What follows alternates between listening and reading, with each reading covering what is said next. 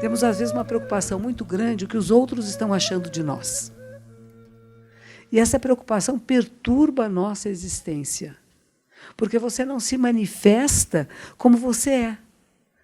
Claro, nós sempre estamos em resposta ao outro, né? O outro é nosso espelho, o outro nos faz que nos vejamos melhor, mas se eu estou fazendo as coisas em relação ao que os outros pensam de mim, se eu vou sentar aqui e ficar muito preocupada como é que os outros estão me olhando, ninguém está muito preocupado com você, é só você que está.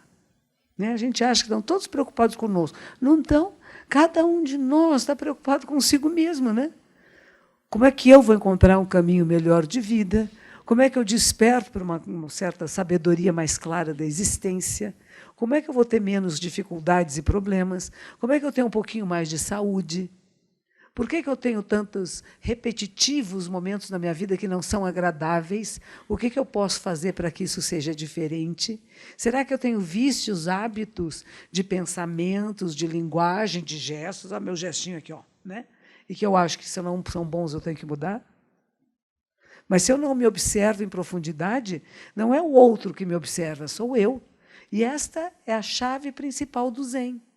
Eu observo a mim mesma.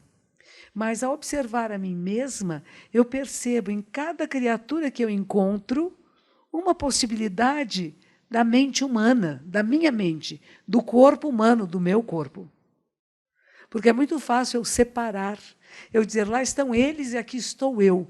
Na verdade, temos uma coisa muito em comum, que pertencemos a uma única espécie. Biologicamente, nós somos uma espécie humana, é uma única família. Somos semelhantes, não iguais, mas semelhantes. De qualquer parte do planeta, somos muito semelhantes. Nos reconhecemos pela semelhança. Nós sabemos se alguém está feliz, está triste, infeliz, está gostando pela carinha, pelo jeito, pela postura corporal. Nós revelamos tudo uns para os outros.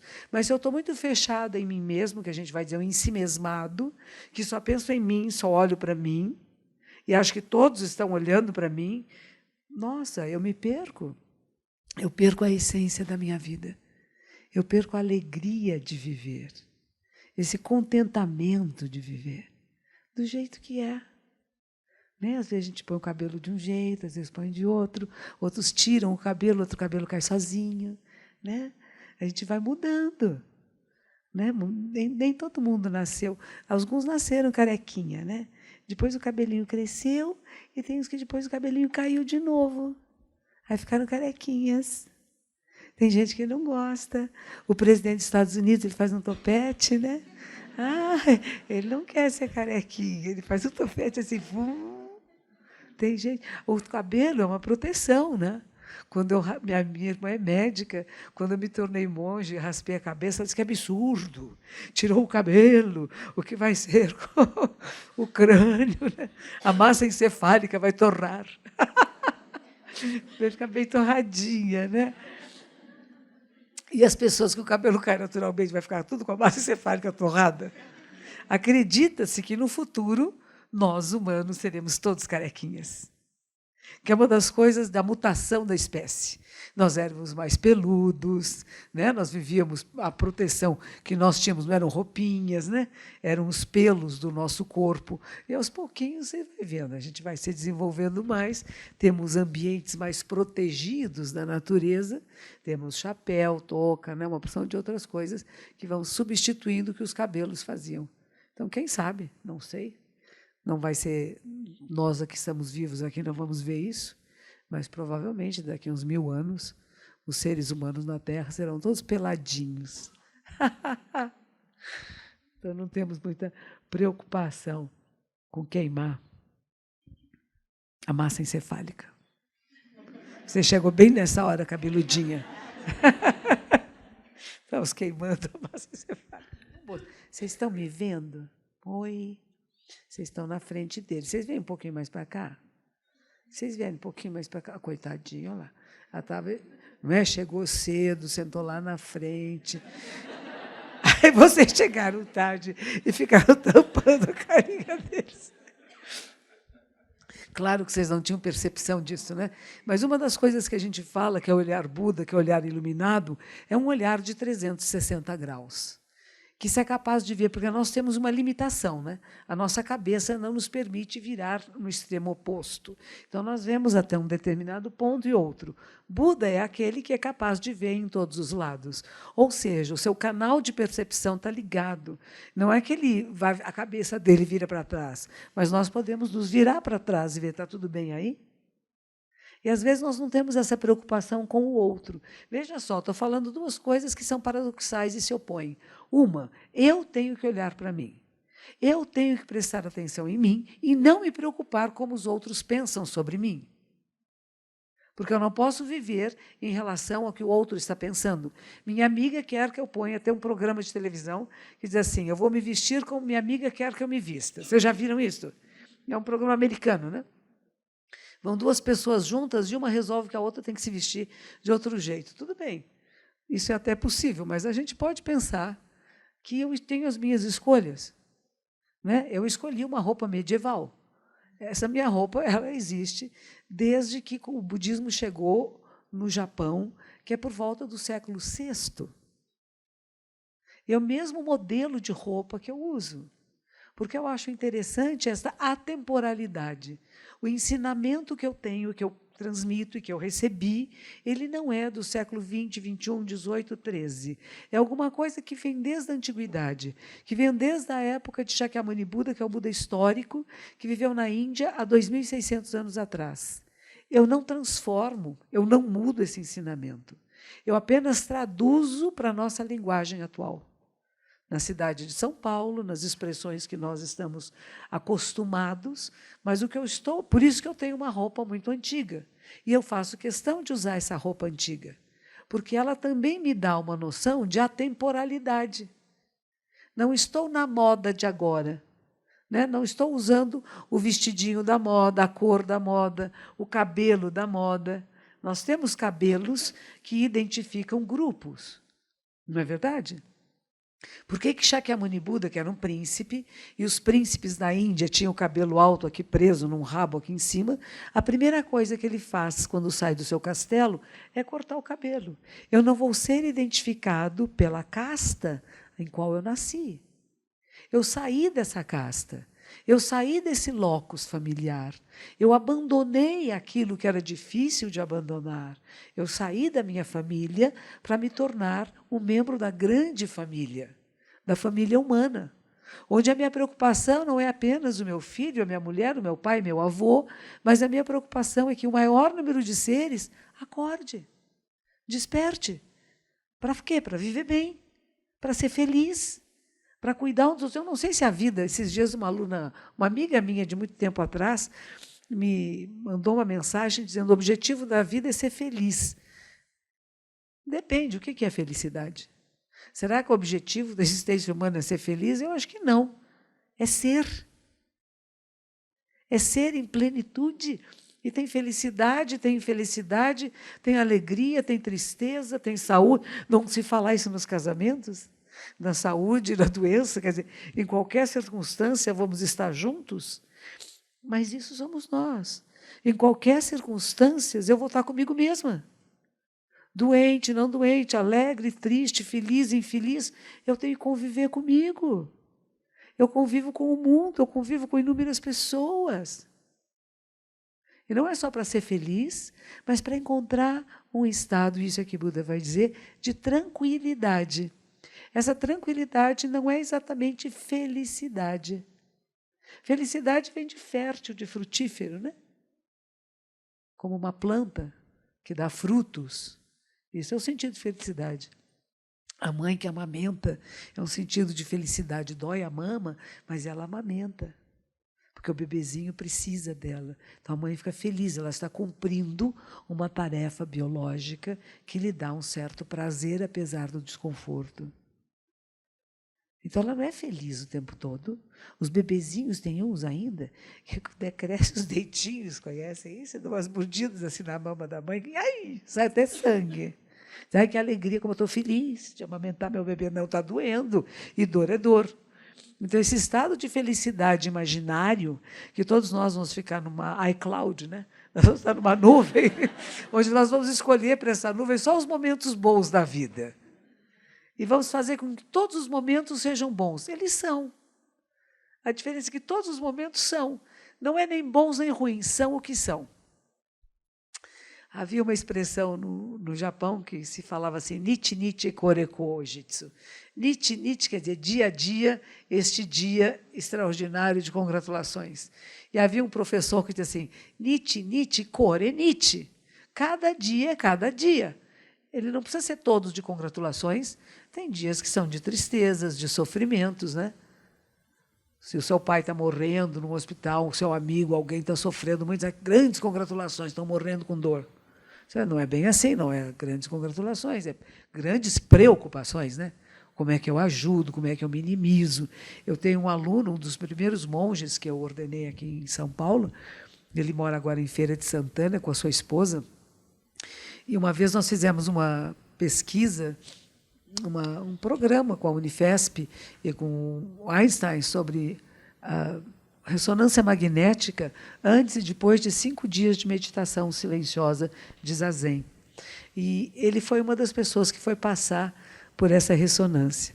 E quando ele passou pela ressonância, ficaram muito surpresos que ele tinha um aneurisma enorme, perto daqui de uma veia principal aqui atrás, que não podia nem ser operado.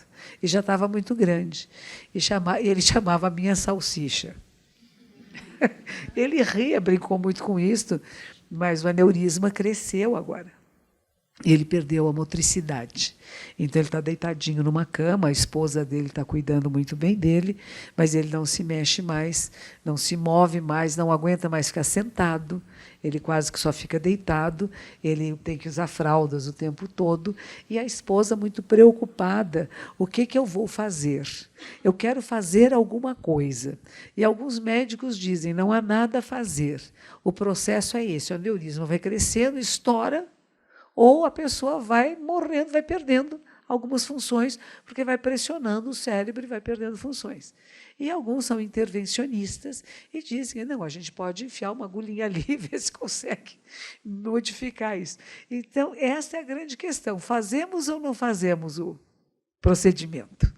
Deixamos que ele morra naturalmente ou vamos tentar colocar uma agulhinha?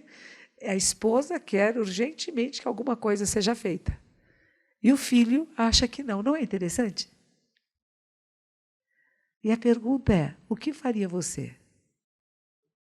Qual seria a sua escolha? Veja como é difícil na nossa vida fazer escolhas. Escolhas que determinam a vida de alguém. Se vai ser mais curta ou mais longa, mais sofrida ou mais agradável. Não é fácil. Por isso que se diz, o caminho não é difícil se você não tiver nem apego nem aversão. Se você não precisar escolher. Mas como é difícil, nós escolhemos o tempo todo. Escolhemos vir aqui hoje. Escolhemos a roupinha que estamos vestindo, a comida que comemos. Estamos o tempo todo fazendo escolhas. E não prestamos muito atenção à repercussão que essas escolhas podem ter na nossa vida. Porque uma coisa é certa, está tudo interligado, interconectado. Nada existe separado. Se chama pratitya samutipada, é uma palavra bonita, né? É sânscrito. Significa que tudo está interligado, que não há nada separado. Tudo que nós fazemos, falamos, pensamos, como nós agimos no mundo, vai transformar coisas à nossa volta e são resultado de transformações anteriores. As pessoas perguntam qual é o ponto de mutação, o ponto da transformação, não é a grande pergunta? Monja, como é que eu sei que eu dei a virada? O que é isto, dar a virada? Tinha um grande fotógrafo chamado Cartier-Bresson, que ele dizia assim, existe uma coisa que se chama o momento decisivo. Às vezes ele ficava lá um tempão para tirar fotografia, né? De alguma coisa, qualquer coisa que fosse um prédio. Ele dizia assim, que tem um momento decisivo. Às vezes é quando, de repente, o pássaro passou. Estava tudo quieto, tudo igual, mas tem um momento que alguma coisa acontece e que transforma a mesma fotografia. Isso é a nossa vida. Tem momentos decisivos, momentos que a gente tem que perceber qual é a decisão correta. Se eu clico na câmera ou não, se eu gravo isto ou não, se eu me manifesto neste momento ou não. É preciso estar o quê? Desperto, acordado. Se eu estou meio adormecido, eu perco o momento decisivo. Eu perco o momento da minha ação adequada no mundo. E para isso, nós meditamos, nós fazemos zazen. Nós não meditamos para ficar calmos, porque a pessoa diz para mim, eu não posso meditar porque sou uma pessoa muito nervosa. Eu falo, bem-vinda ao time. Eu não sou uma pessoa calma, de jeito nenhum. Ninguém pode. Minha filha é assim, mãe, calma, está longe, né? Eu não sou uma pessoa calma. Ah, eu sou tão calma, está tudo bem. Eu tenho uma médica que ela é assim, ela é maravilhosa, né?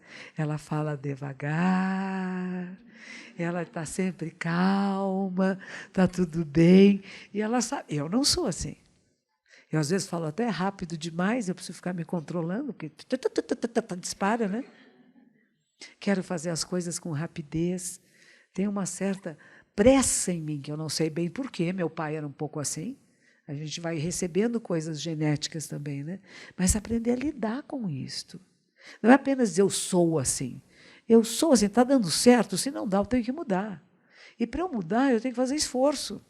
E qual é o momento dessa mudança? Não tem um momento assim que agora, hoje aqui, ó, mudou aqui. Às vezes vem perguntar para mim, quando é que você decidiu ser monge? O que foi que aconteceu na sua vida? Eu falei, não, foram acontecendo muitas coisas. Não teve um dia, um momento, agora aconteceu isso, eu vou virar monja. Não, não é assim. É um processo. E se você olhar esse processo da nossa vida, ele é lento e tem a ver com coisas lá de trás. Tem coisas da infância. Tem momentos na infância que são momentos de reflexão e de questionamento sobre a vida e a morte, sobre amor e ódio. Tem inúmeros momentos. Pessoas que eu vi, monges vietnamitas que se queimavam em praça pública num protesto contra a guerra. Que controle é este? Os Beatles, que foram fazer meditação, que entraram no processo com pessoas inteligentes. Eu não era muito assim fã de se falar, quero ver, choro quando eu vejo. Era diferente. Eu admirava muito uma capacidade de comunicação de massa. Uma capacidade de falar o que todos nós sentimos. Por que comunica mais? Porque pega naquilo que é coletivo. Não pega naquilo que é o individual e parcial, mas pega no todo, o que é comum a todos nós. E essa capacidade, as músicas dele até hoje, né? São clássicos do que de sentimentos, emoções humanas, que nós nos reconhecemos e elas não se perdem. Isso é uma capacidade incrível, nem eles sabiam que tinha essa capacidade, né? Eles acharam que estavam fazendo uma musiquinha. E, de repente, é uma coisa preciosa, né? Porque sai verdadeiro, porque sai simples, não sai rebuscado, eu especial. O que eu estou sentindo? O que eu estou me relacionando agora? Isso é comum a nós, seres humanos. Então, não tem um momento apenas que diz, este é o momento. Quando eu fiz práticas meditativas e comecei a praticar em Los Angeles de forma mais sistemática, e eu fui fazer o meu primeiro retiro, e a gente sempre vai fazer o retiro achando, agora vou iluminar mesmo, né? Agora esse retiro vai ser da iluminação. O que teve foi dor. Ai, doía minha perna, que coisa horrorosa, sadomasoquistas. Ninguém tinha que ficar parada 35 minutos, com as perninhas assim, não podia mexer. Não podia mexer nem um pouquinho. Aí andava 7 minutos e voltava mais 35. 7 minutos, voltava mais 35. Eu falei, são loucos. Cada vez que eu sentava, eu dizia assim, eu vou embora e nunca mais volto. Aí eu andava um pouquinho e esquecia. Né? Para ter bebê dói. Se as mamães lembrassem, só tinha filho único. Esquece. Aí tem outro. Não é? A gente esquece rapidamente. Que bom, né? Porque aí a gente está aberto para a nova experiência. Porque se eu ficar pensando lá atrás, outra recomendação que a gente tem é aquela do leite derramado, né? Não chore o leite derramado. Vocês choram? Ontem foi assim. Se tivesse sido diferente, eu tive uma atitude que não foi correta. Oh, meu, o que vai fazer agora? Eu falei com você de um jeito errado e eu não devia ter feito isso. É o leite derramado. Puxa, falei errado com ele. Nossa, que chato, né? O que eu vou fazer? Não vou me prestar atenção em mim, que eu não repita isto. Eu posso até falar, oi, meu, hoje eu estava nervosa, deixa para lá, né? Mas não precisa falar, ai, desculpe, eu falei isso para você, não devia ter falado, eu não presto mesmo, eu sou uma pessoa tão má, eu faço coisas erradas, e fica pá, pá, pá. Para quê? Está olhando para trás. Olhar para trás não leva ninguém para frente. A gente bate a cabeça no poste, né? Já tentaram andar na rua olhando para trás? Tem um poste, tem uma pessoa, né? A gente atropela o presente. Então, não pode ficar olhando para trás. O passado e a história da humanidade, que nem toda ela é muito recontada para nós, são tirados vieses dos vencedores. Então, a gente tem uma versão muito parcial do que foi realmente o nosso passado, mas eles servem para algumas coisas, né? Para aquilo que a gente percebeu que não foi bom, não repetir. Não adianta só ficar pedindo desculpas, né? O Holocausto, a gente vira para todas as pessoas de descendência judaica e diz, desculpe muito que meus ancestrais não fizeram nada naquela época, desculpe. Não. E aí você fica lá, mas judeu é para lá, tá? Quer dizer, você continua um processo discriminatório. Como é que você muda? Como você muda? Isso é o verdadeiro arrependimento, né? Quando a gente fala arrependimento nos leva à purificação e à transformação, eu percebo as falhas e erros em mim não como um indivíduo separado, mas um indivíduo social em relação a outros, e que às vezes faço e tomo atitudes em relação ao grupo no qual estou inserido, para eu poder perceber e, quando tiver percebido com clareza, tomar ações, decisões e pensamentos adequados. Adequados ao quê? O que eu realmente sinto agora. E se eu sinto problemas discriminatórios e preconceituosos, eu vou ter que trabalhar nisso.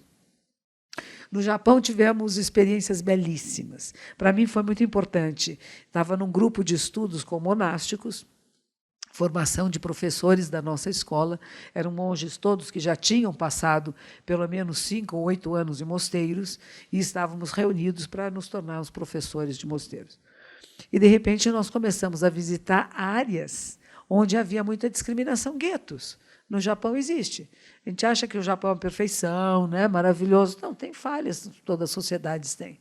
E nós começamos a frequentar esses guetos onde as pessoas eram chamadas prejudicialmente, preconceituosamente, de que elas andavam de 4, que elas eram bichos. Isso é muito pesado, não é? Você dizer, as pessoas que moram naquela área, lá em Higienópolis, andam todos de 4, são bichos. Por exemplo, né? Geralmente falava-se isso para as pessoas que moravam nas áreas mais carentes. As pessoas mais pobrezinhas, que iam ter as funções na sociedade que os outros não gostariam de ter, que às vezes não sabiam ler e escrever. E quando eles morriam, escreviam o nome deles errado para serem identificados como, porque eles não sabiam ler, né? Como pessoas de um grupo social que é para ser discriminado. Quando iam se casar, iam procurar nos livros dos templos, que os monges escreviam os nomes com errinho, para saber que eram pessoas para serem discriminadas. Não é pesado isto? Isso existe. Isto vem da onde? Da Índia, do sistema de castas da Índia, onde vem esse pensamento maravilhoso de Gautama Buda, onde vem coisas maravilhosas do yoga, do Vedanta, onde vem ensinamentos extraordinários, também tem coisas muito impróprias, como a questão de castas e da discriminação dos que são chamados fora das castas, cuja sombra não pode tocar a sombra de outra pessoa. É muito forte.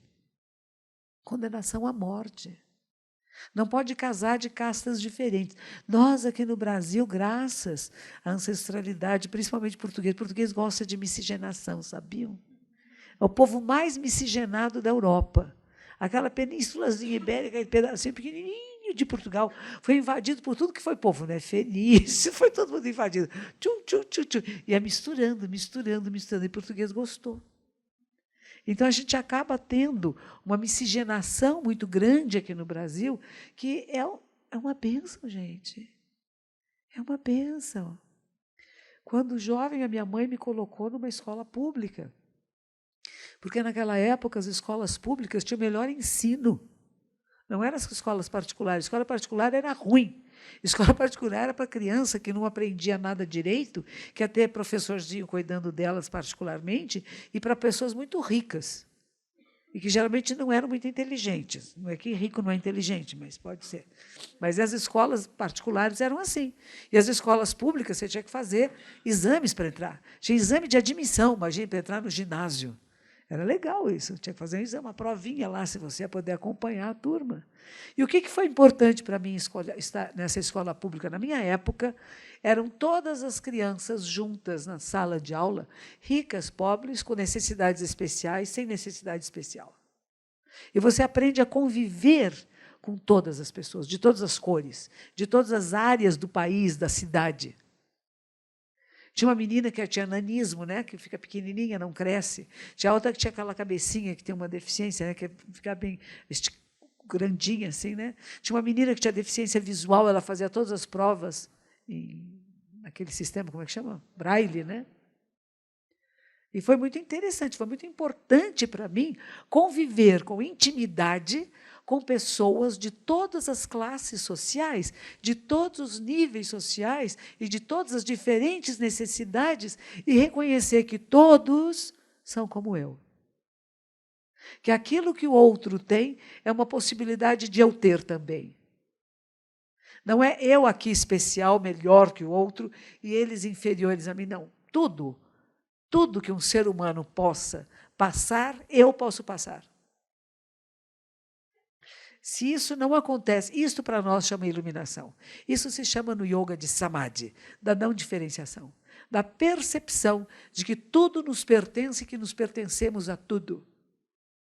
Porque quando eu crio um eu separado, eu crio um problema muito grande. Meu marido, por exemplo, eu não tenho marido agora, hein? Bom, é uma historinha. Meu marido chegou tarde em casa. Ele chegou tarde em casa, eu estou esperando meu marido não dormir, está me deixando, o que está fazendo, não me falou, não me telefonou, já estou na dualidade, né? Ele chega em casa e eu pergunto, onde você esteve? Percebe? Eu estive numa reunião com quem? Por que não me falou dessa reunião?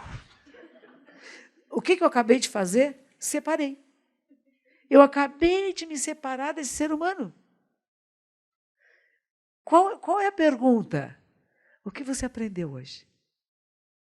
O que você trouxe para nós hoje? Puxa, que coisa boa você fez hoje que chegou tão tarde. Que vai ser bom para nós. Percebe? Estou junto, estamos juntos. Nós juntos. Isso é... Onde quer que for, estou junto.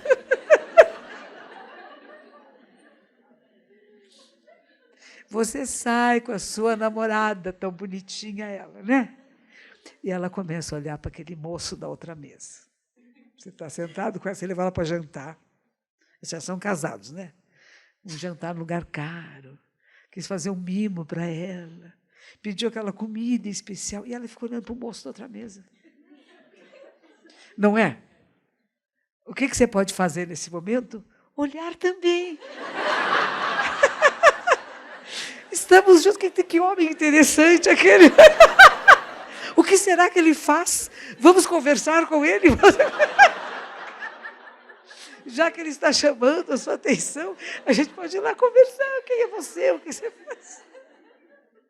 Percebe? É estar junto com o outro. Mas isso parece brincadeira, mas é verdade. Se você usar isso na sua vida, você vai ficar mais leve com a existência. Porque senão você se separa um do outro. Estamos juntos, somos parceiros nessa caminhada, continuamos na parceria. Né? O seu olhar está indo para lá, o meu também vai. Oba, que legal, o que é que você está vendo? Como é que você está vendo? E quando o meu olhar vai para lá, o que o seu também venha comigo, né? Tem uma arte marcial que chama Aikido. Eu conheço muito pouco dela, mas ela é bem interessante, né? Que você nunca usa nenhuma força sua para lutar com o outro. Então, uma pessoa vem te dar um golpe assim, ela te dá um empurrão, você vai. Você vai juntinho com o empurrão dela. E depois você puxa ela para o seu lado. É como assim, você quer que eu veja o mundo do seu ângulo? Tá bom, eu vou ver. Você está me puxando, eu vou. Aí eu vou até lá. Aí, de repente, eu trago você com essa mesma força contrária, eu apenas puxo você para ver o mundo do jeito que eu vejo. Isto se chama diálogo. E é o fundamental para a harmonia em relacionamentos em sociedades, é dialogar. E dialogar não é só um falando e o outro fingindo que o ovo é bravo, né? Porque tem uns que não falam e ficam lá, não acredito em nada disso, a pessoa é burra, ela é chata. Não está ouvindo o outro. O outro está contando uma história e você já está reclamando aqui. Imagine esse velho, ele sempre fala desse jeito, não adianta. Imagine você ser capaz de ouvir. Você pode estar casada há 30 anos com a mesma pessoa. Eu já sei tudo que ele pensa, sabe? Não. Ele saiu hoje. Ele teve experiências diferentes hoje. Ele é um ser humano como você, que teve experiências hoje que o transformaram. Ou não. A não ser que ele esteja muito embrutecido, né? Que nada mais o transforma. E ele vem te contar alguma coisa e você seja capaz de ouvir. Chama-se ouvir para entender. Não é para brigar nem para discutir, entender. O que aconteceu hoje com você? Me conte. E eu estou aqui para ouvir você. Estou aqui para estar junto com você. E agora eu vou te contar o que aconteceu comigo. Eu conheci um monge beneditino que chama Anselm Grün. Tem livros muito bons dele, da editora Vozes, eu recomendo que leiam. Anselm Grün, na sua juventude, praticou zazen. Foi uma das coisas que ele levou para o mosteiro. O mosteiro beneditino, mosteiros entram em crise de vez em quando, né? A gente sabe a gente viver junto, né? Não dá problema?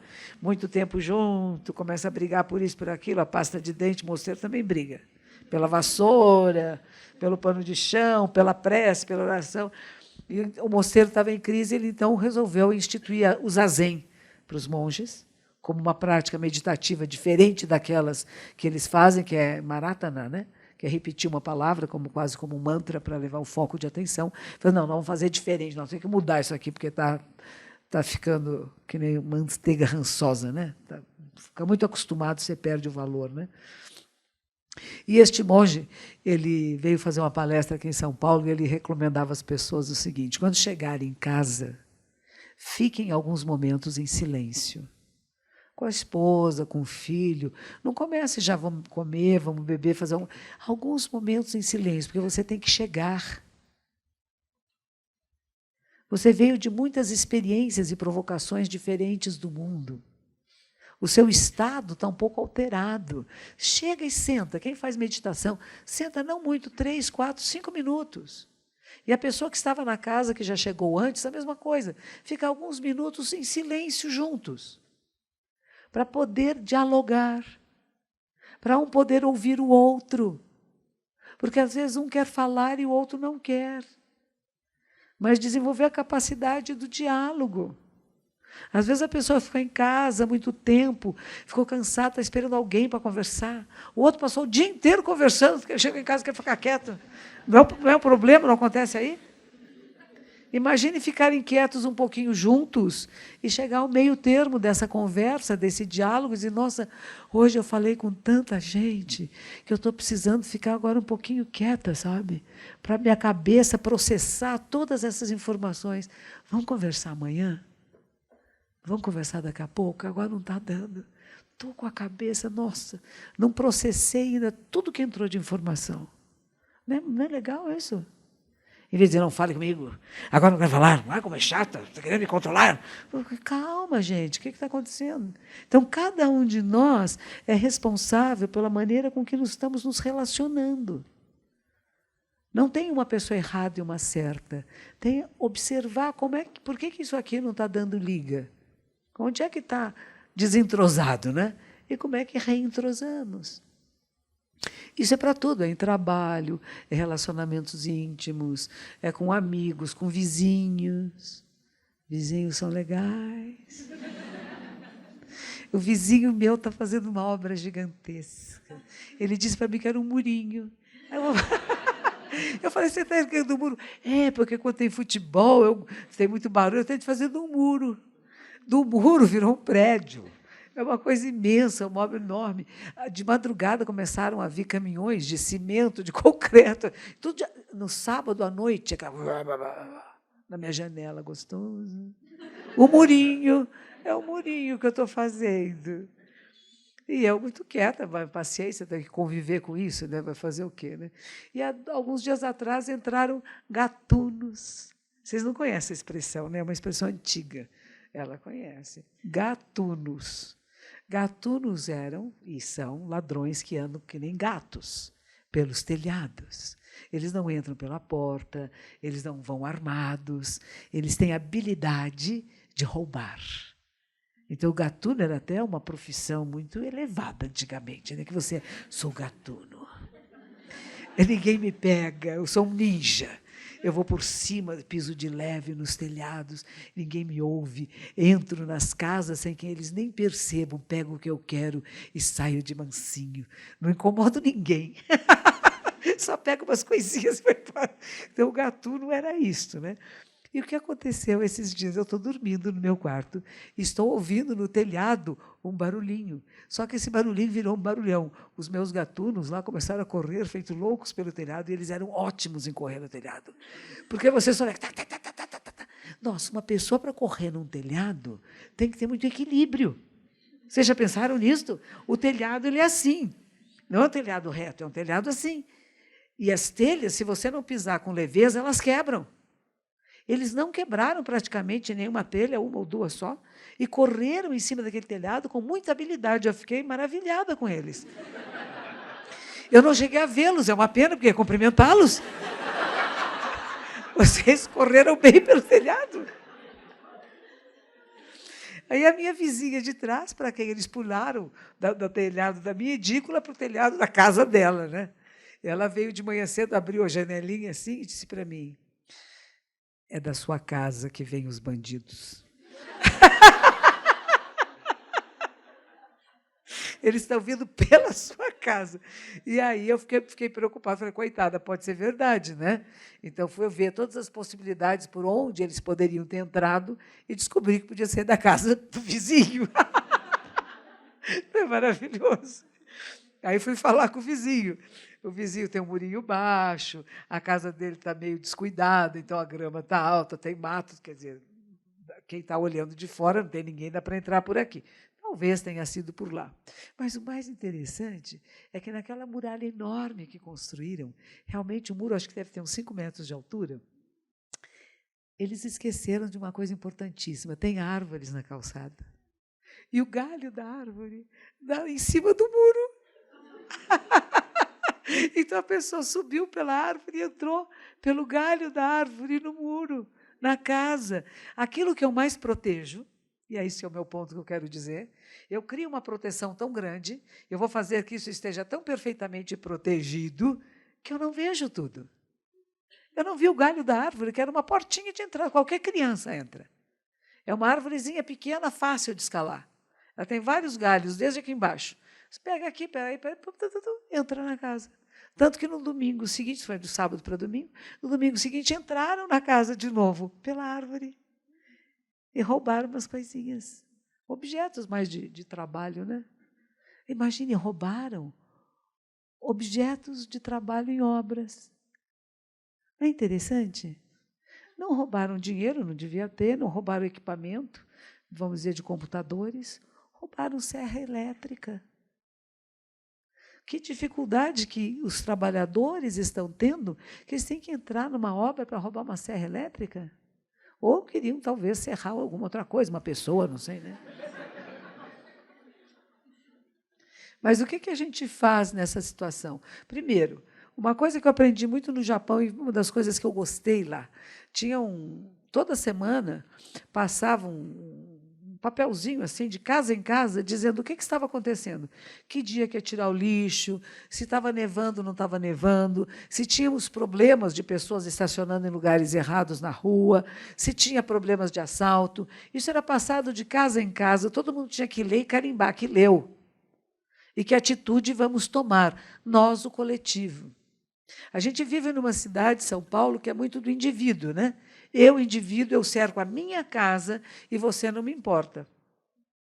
E eu percebi nesta situação que, se nós não tivermos uma atitude coletiva de todos nós, os nossos gatunos eles vão pulando pelos telhados de uma casa para outra, né?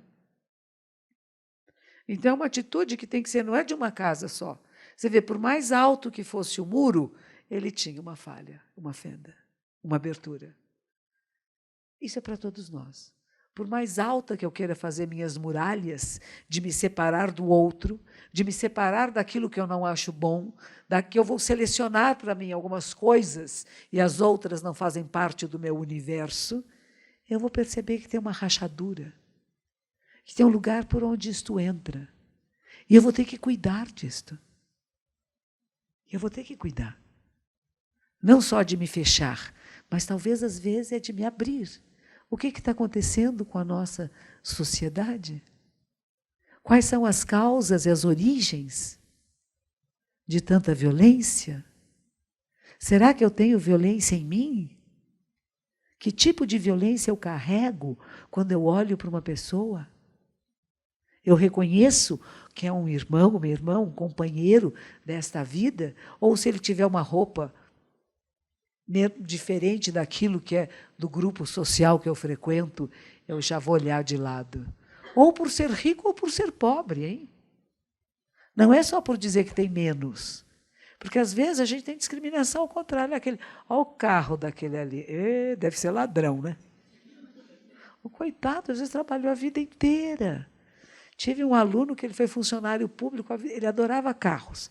Ele trabalhou a vida inteira. Sabe aquele que vai direitinho, todo dia no escritório, abre, fecha, volta para casa, juntou o dinheirinho, comprou casinha própria. E quando ele se aposentou, ele conseguiu comprar um carro. Era um Chevrolet, um carro bonito, grande. E ele um dia chega para mim e diz assim: Monja, eu não posso andar com o meu carro na rua. Eu trabalhava nessa época lá na Liberdade. E ele disse assim: quando eu venho para cá, tem gente que chuta meu carro dizendo que eu sou ladrão. Eu tenho que vir com o carro da minha mulher, que é pequenininho e velho. Eu não posso usar o carro que eu trabalhei a minha vida inteira para ter, porque as pessoas me discriminam. Percebe que existe discriminação de todos os lados? Meninas bonitas são discriminadas. Tem umas que apanham na escola. Você já viu? Você que é bonitinha, que está aí no meio. Você mesma. É você que eu estou falando. Pode rir, é com você. Meninas bonitas são discriminadas. Não tem umas que apanham na escola? As outras ficam com raiva, dão sova? Porque é bonita? Já viu uma coisa dessa? É bonita, vem cá que eu bato em você. Os meninos estão olhando para ela. Pá, pá, pá, pá. Então, a gente tem que tomar cuidado, porque existem todos os tipos de discriminação e preconceito em toda a parte. E como é que você sabe? Você dentro de você não tem? Tem aquela pessoa que é o bom amigo. Você conhece o bom amigo que vai te dar um veneninho assim? Você sabe o que a sua vizinha fez? Ela não te contou, é? Pronto, o veneno foi instalado. Aí você vai encontrar com a sua amiga e vai dizer assim: o que foi que você fez que você não me contou, né? Aí você pergunta: qual o interesse da pessoa que jogou esse veneno? Ela está com ciúmes da sua amizade com a outra? Ela gostaria de ter essa amizade? Ela gostaria de ser você? Ela quer ter um relacionamento com você, como você tem com a outra e com ela é mais distante? O que está acontecendo? Porque fazemos isso, nós seres humanos fazemos isso. A gente vai lá e sem perceber, tchim, e põe um veneninho. Estão felizes e bem? Vai ver, ó. Mas não é consciente. Se você chegar a essa pessoa e dizer: poxa, filha, por que você fez isso? Será que você está com inveja do nosso relacionamento aqui, você quer atrapalhar? Você imagine, de jeito nenhum, eu adoro vocês. Então, nós temos que estar muito espertos, porque essas provocações, elas vêm de todos os lados. no local de trabalho. Tem gente que esconde a coisa boa que você fez e vai lá e diz que foi ele que fez. E aí ele recebe a promoção e você não recebe, e você fica toda triste. E como é que você vai dizer agora? Você vai dizer, puxa, que legal que a nossa ideia ganhou, né? Aquilo que eu conversei com você, que bom que você desenvolveu, né? Percebe? Colocar-se junto, porque não adianta você lutar contra. E tem essas pessoas que fazem essas coisas, são pessoas que a gente tem que sentir piedade. Não é raiva. Não é ficar com raiva, não é ficar rezando, tomara que aconteça uma coisa ruim, que pessoa maldosa, que bom que está preso, que está apanhando, né? Tem uns que a gente gosta até, não devia. Mas você pensar, por que estão fazendo isso? Não estão vendo. Pessoas que não vêem o bem de todos, elas não vão ser felizes nunca. Elas nunca vão encontrar um estado de estabilidade. Que nem o menino que estava correndo na rua, ele resolveu roubar a bolsa de uma senhorinha, né? A senhorinha ficou sem o dinheirinho dela, mas ele ficou com um problema muito grave, porque ele comprou um brinquedo. E a mãe dele perguntou, como é que você conseguiu comprar esse brinquedo se você não tem dinheiro? E agora ele não pode mais passar por aquela rua, porque alguém pode ter visto ele. Ele perdeu a liberdade, porque ele roubou. Então, aquilo que nós fazemos e que não é ético, nos tira a liberdade. O carinha que ficou nervoso foi lá e matou um outro. Está foragido. Vai viver foragido, sabe lá até quando? Até que alguém pegue ele, vai preso ou vai ser morto. Se não tivesse matado o outro, né? Se na hora que o outro veio e provocou, pudesse ter respirado e dito, não vou brigar, não vou enfiar a faca nesse, não vou dar um tiro, vou embora. Percebe? Isso é controlar emoções e sentimentos. E para controlar eu tenho que conhecer. E se eu não conheço, eu vou apenas reagir ao mundo. Então, quando eu falo que a nossa prática de zazen, e as pessoas acham que é chato, eu quero ouvir palestra, eu quero comprar livro, eu quero ir numa festa, eu quero participar de uma coisa zen, mas eu não quero fazer zazen, porque zazen é chato, é cansativo. Mas este é um portal precioso, é o portal principal de você conhecer. Conhecer quem? Como sua mente funciona. Porque se você conhece como sua mente funciona, você conhece como funciona a mente humana. E você vai poder relacionar-se melhor com outros seres humanos. E o ser humano não existe separado da natureza. E você vai perceber que tudo que você é a manifestação da natureza. E você vai respeitar melhor os bichinhos, os insetos. Eu comentei ontem com eles na aula que eu cheguei outro dia na minha cama e tinha uma barata. Era bonita, forte. Era uma barata e tanto. E eu fiquei olhando para a barata, e a monja que estava lá, ela ficou em cima com os cachorros para poder dar a palestra, e ela, quando viu a barata, saiu correndo e se trancou no quarto. Eu falei, sou eu, e a barata. Estava cheio de gente lá embaixo, mas eu não ia gritar, né? Acho que você é uma barata. Eu falei, eu tenho que dar um jeito na barata. Aí, primeiro, eu abri a janela, né? Vamos por partes, eu vou ter que pôr ela em algum lugar. Não adianta pegar a barata só, né? Fazer o quê com ela? Abri a janela, falei, bom, vou jogar ela pela janela. Aí fui no banheiro, peguei uma folhinha de papel branquinha e pus em cima dela. Ficou bem quietinha. Não, desde que eu entrei, ela não se mexeu. Ela se fingiu de morta, né? Que é só... Ficou bem quietinha. Aí eu pus o papelzinho em cima, ela continuou quietinha. Aí eu fui pegar, ela saiu correndo, ela é mais rápida que eu. Levei 3 vezes para conseguir pegar, até que peguei. Com muito cuidado para não amassar as perninhas, né? Vocês amassam perninha de barata? Vocês não pisam em barata. Coitadinhas.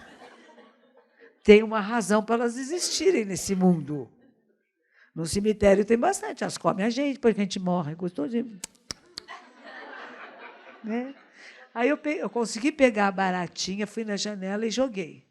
Aí fiquei olhando, eu não vi mais ela, fiquei preocupada. Será que... Mas juro que é verdade, eu falo que eu sou meio boba, vocês não sabem isso. Fiquei olhando para ver, será que a barata se machucou? No dia seguinte, de manhã, fui varrer o quintal. São coisas que eu faço. Às vezes pergunto, a monja, o que é que a monja faz? Varre quintal, faz café. Essas coisas de gente, né, que mora numa cidade. E não tinha uma barata morta lá? E eu fiquei achando que era a minha baratinha. Aí rezei para ela, tirei e joguei fora, coitadinha. Mas a minha intenção não era matar a barata. A gente diz que a coisa pior é quando você tem a intenção de extirpar, de extinguir. Isto é considerado, dentro dos preceitos, o preceito fala não matar, se você tiver a intenção de exterminar, imagine quem tem aquelas empresas de extermina cupim. Mas que karma prejudicial, não é? Qual a sua intenção? Exterminar cupim, barata, formiga. Mas nós queremos, né? Ele não vive sozinho. O cara que tem uma empresa exterminadora, ele é mantido por todos nós. Mas esse pensamento de exterminar, quero exterminar a minha maneira de pensar, quero exterminar a maneira que aquela pessoa pensa. Você pensa desse jeito? Eu não gosto.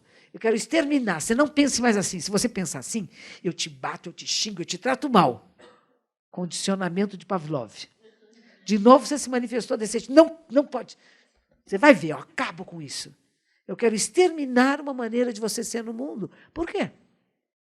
Eu reconheço que essa maneira também existe e eu vou fazer com que isso seja mais leve. É assim que eu extermino, que eu acabo.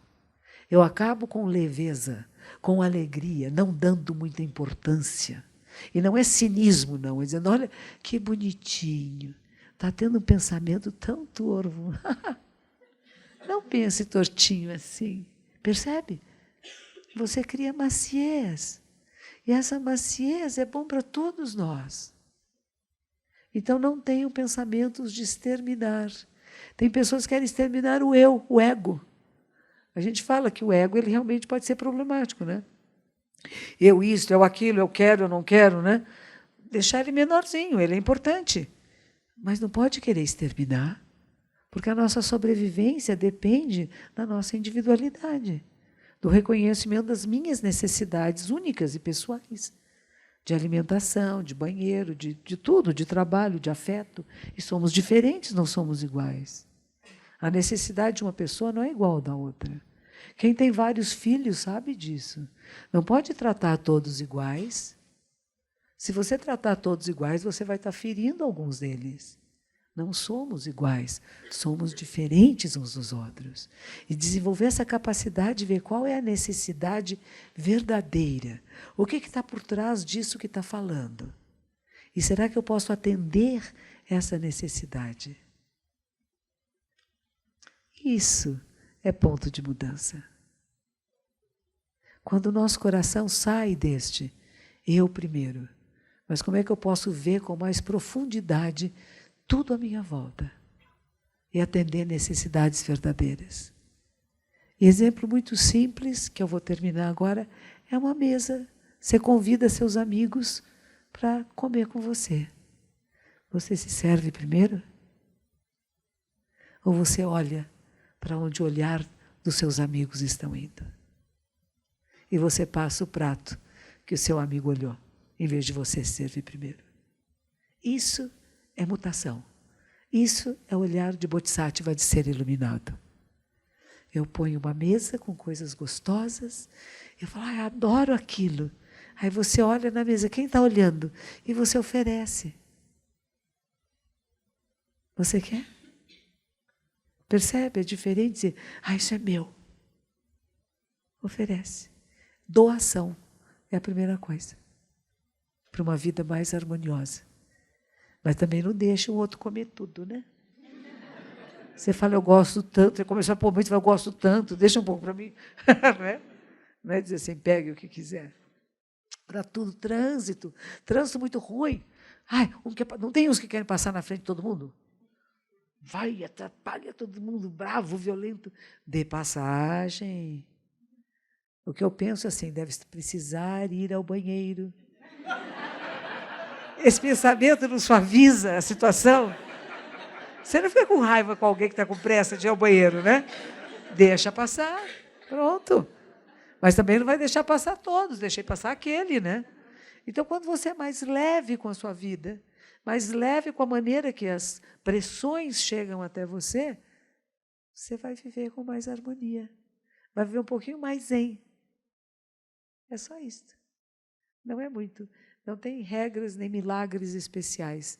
Tem esse observar a si mesmo, observar como é que eu estou reagindo ao mundo e respondendo ao mundo, e como é que eu posso responder melhor. Tem um moço forte ali atrás, eu fiquei lembrando, eu tinha um vizinho. É você mesmo. Porque daqui a pouco saiu e voltou.